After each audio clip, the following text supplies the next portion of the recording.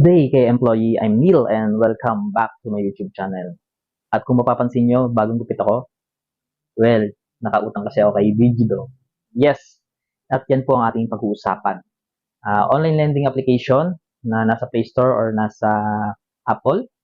So, dinownload ko lang siya at saka madalas ko kasi siyang makita sa Facebook or other social media platform, and then nagpa-pop up din siya sa mga laro na nilalaro ko. So, sinubukan ko siyang utangan, no? Ito naman tayo, speaking of utang. Siyempre, hindi ko ba alam, pero talagang marating talaga tayo sa point na tayo ay kinakapos. So yun, hindi na ako nagpatumpik-tumpik pa at gumawa na kagad ako ng account. Binigay ko na ng aking personal information, yung employment information, at presto, na-approve agad ako. Ganun po kabilis. Napansin ko rin kasi na isa siya sa mga mataas mag-offer sa mga first loan, di ba? Kadalasan sa mga online lending ay nasa 1,000, di ba? 1,500. Pero ito mataas agad siya. So siguro depende rin yun sa evaluation niya o dun sa assessment niya sa atin. Kasi nilagay ko naman dun sahod monthly nasa 15,000. Yung sa akin nilagay ko lang 15,000. Tapos kung gaano ka nakatagal sa trabaho, so sa akin kasi 5 years na ako. Tapos regular. So 5 years ba naman yun? Hindi pa ako ma-regular, no? So yun. Siguro isa yun sa mga factor kung bakit bukod sa mabilis lang mag-approve ay mataas agad yung kanilang ino-offer, no? Yung sa first loan. Maganda rin yung strategy nito kasi zero interest. Yung first loan mo, zero interest. Ang babayaran mo lang talaga is processing fee. Which is yung sa akin, sabihin ko na, no? 3,500. Ipapakita ko rin naman dyan sa screen.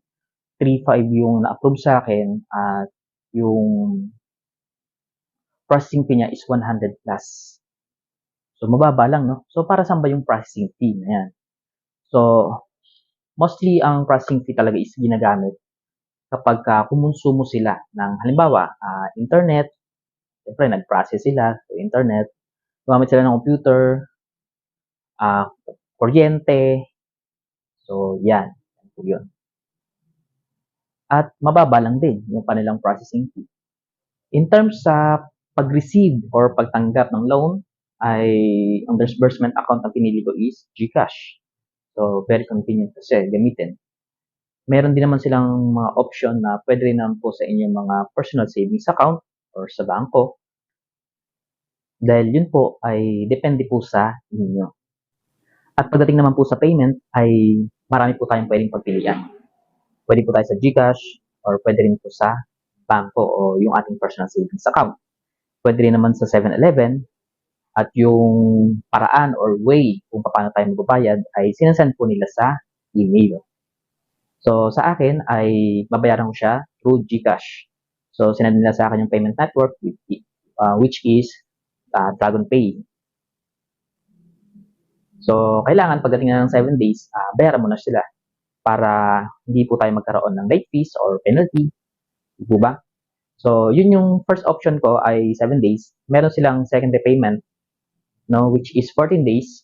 Kaya lang, doon kasi sa 14 days na yon ay malaki yung interest. Papalo siya ng mga 700. So, kaya as much as possible, as long as I can, kailangan bayaran ko siya pagdating ng 7 days.